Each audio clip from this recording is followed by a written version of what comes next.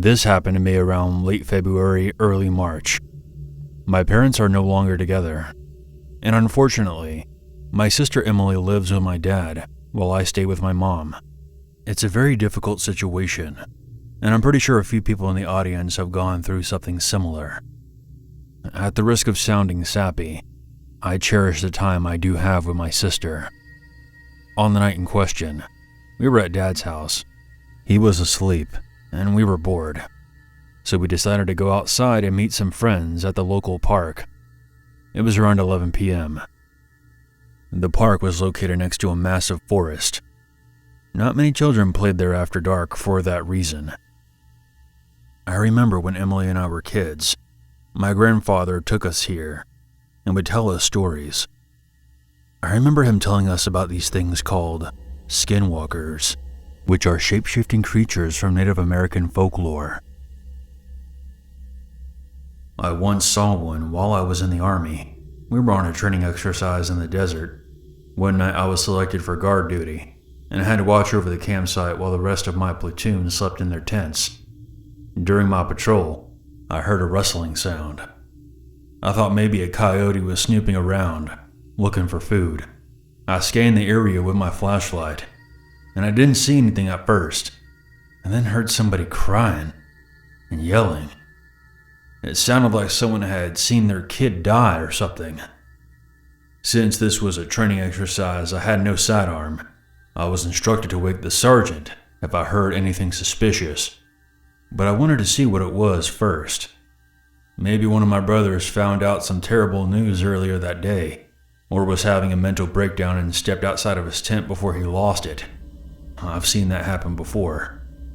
Anyway, I approached the area with my flashlight, and there was this large shrub plant just outside the perimeter where the wailing seemed to be coming from. I turned off my light, and I slowly made my way around it. What I saw on the other side is something I'll never forget. In the moonlight, I saw a towering, pale creature hunched over, with its back turned to me.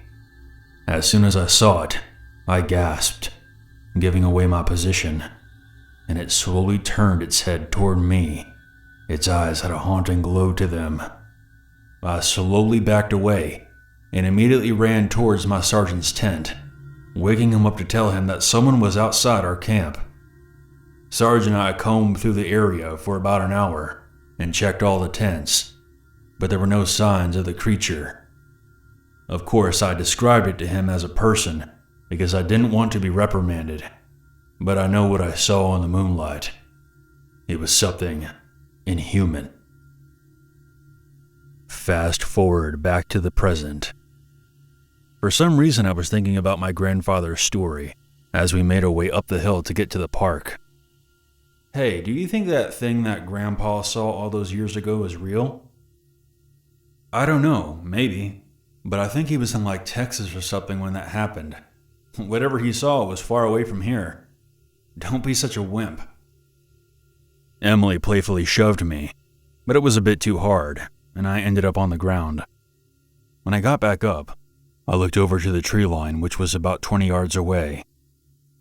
We both saw a tall figure making its way through the trees. As soon as we spotted it, it stopped and let out an ear-piercing shriek.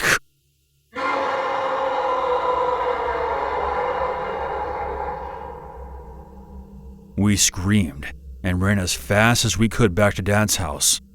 The whole way back, we heard something moving fast through the forest, as if it was keeping pace with us. Before we cleared the forest, we both stopped to catch our breaths. We were both panting and hunched over. But something made us pause and forget about how exhausted we were. This next part still sends chills down my arms as I type it. From somewhere among the trees, we heard sobbing and crying. The type of mournful weeping you hear at funerals. Once we made it back to Dad's house, Emily called up her friends to let them know that we got busted for sneaking out. Which wasn't true, but we needed an excuse. I know this much. I'll never go back into those woods ever again. But then again, maybe that doesn't matter. Call me crazy, but what if this creature searched for my grandfather for all these years? And now that he's gone, what if it starts coming after us?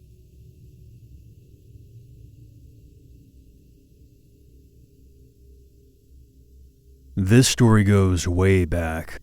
I believe it was either 2009 or 2010. It's hard to believe that was over a decade ago now. Anyway, my girlfriend Lakaya and I decided to take a road trip to go visit her mom and some of her family living there on the Navajo Reservation in Arizona. We brought along our friend Shannon, who was also of Native American descent. We arrived there at night, and as you probably know, there isn't electricity or running water on the reservation, so it gets very dark out there at night. I found it remarkable how the stars lit up the night sky. It felt like we were in a planetarium.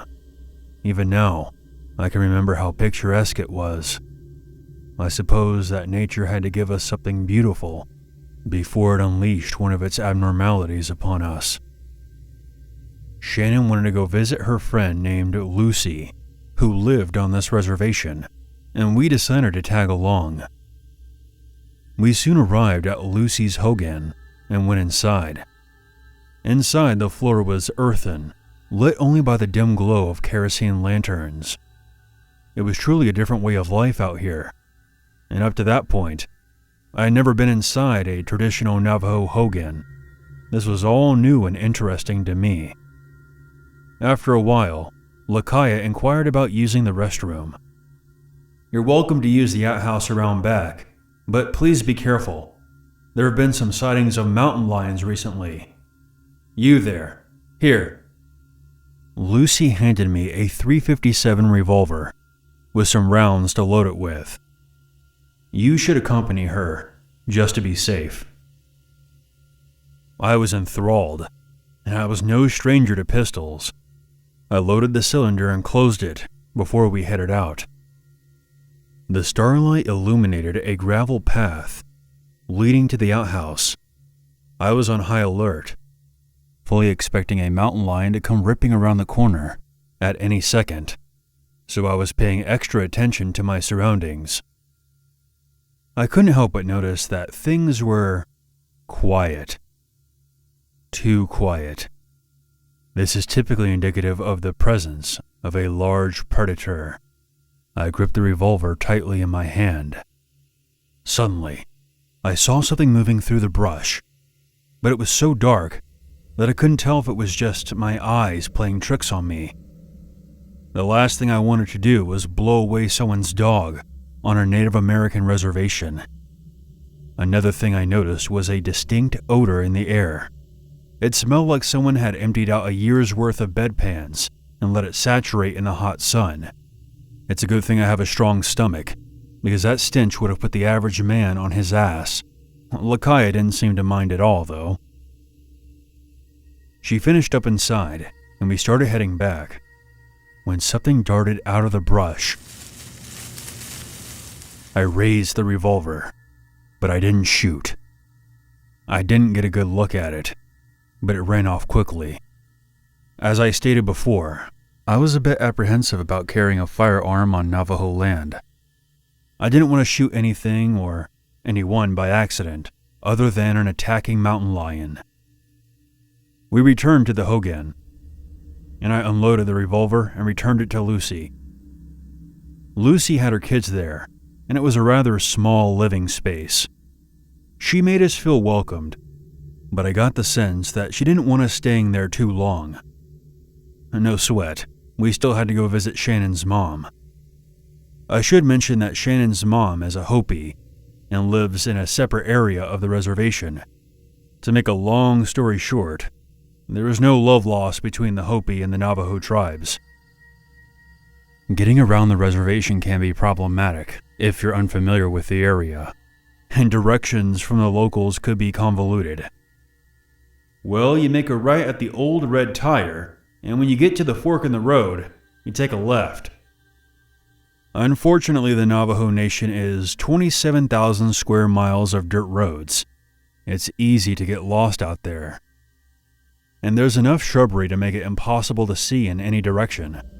We had Shannon there with us, but even she had a hard time locating the Hopi territory. As I was driving, I kept seeing something moving through the brush, keeping pace with our vehicle. Suddenly, something came out of the forest and struck the car. Holy shit! What the fuck was that? I immediately hit the brakes, thinking that I might have hit someone. Shannon then leaned forward and put her hand on my shoulder. Don't get out of the car. We need to keep going. I turned back to look at her. You don't think I should go and check? My voice stopped, and my lip began to involuntarily quiver when I saw something through the back window. It looked like a very tall person crouching at a somewhat awkward angle. In the faint glow of the taillights, I could see what looked like an animal hide. Then a pair of two glowing eyes came into view. Oh, go fuck yourself, I said, and I slammed down on the gas pedal and peeled out of there. When I looked into the rearview mirror, my worst fears came true. There was a massive creature chasing after the car, gaining on us. I knew I wasn't going crazy when I saw something earlier. The thing then leaped up into the air and disappeared from view. But I instantly knew where it was going to end up, and I slammed on my brakes before the creature landed directly in front of us. As it stood to its feet, all three of us got a good look at its form.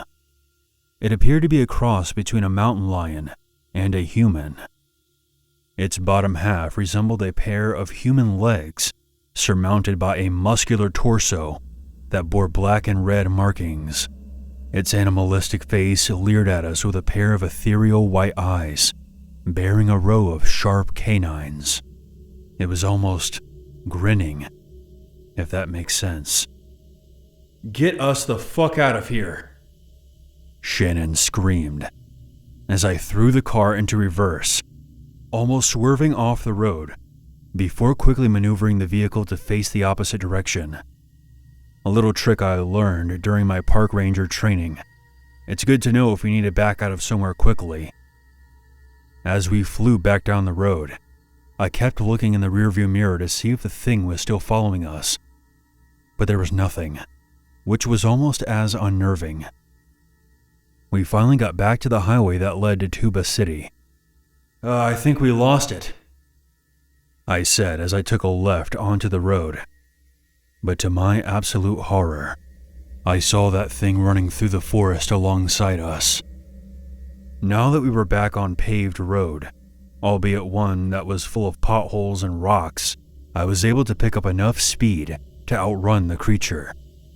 However, it left us with a parting gift. Just before we left it in the dust, it emerged from the forest once more and struck the car again, almost causing us to crash into a ditch, but I was able to stabilize. I am certain that the same chill crawled down each of our spines when we heard a loud, angry wail. It was audible over the car's engine, with the windows rolled up. I've been through some shit in my life, but nothing has ever put the fear of God in me like that sound did. We finally made it out to Tuba City, and I don't think I slowed down once that entire time. We stopped at a gas station before driving the long way to the Hopi territory. When we arrived at Shannon's mother's house, Shannon told her what happened, speaking in hushed tones. Lakaya and I weren't sure what to do or say. We had come face to face with an ancient creature known as a Skinwalker. Not too many folks lived to tell about it. Shannon's mom burnt some sage and prayed for us, but I don't think any of us slept a wink that night.